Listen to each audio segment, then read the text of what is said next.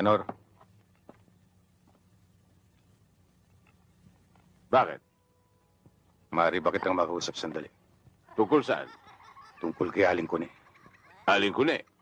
O bakit? Hindi pa ba sapat ang kinikita niyo sa bahay sugalan? Sa bahay aliwan. Pati na isang matandang magkakalamay pinatulan mo. Pinatulan ko nga, pero binibigyan ko naman siya ng proteksyon. Proteksyon saan? Sa mga taong katulad mo.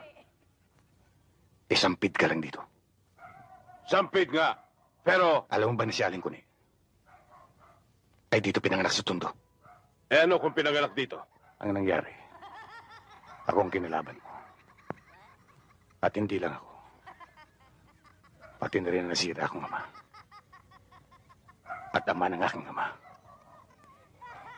Eh ano kaya? Ginalaw mo Tondo.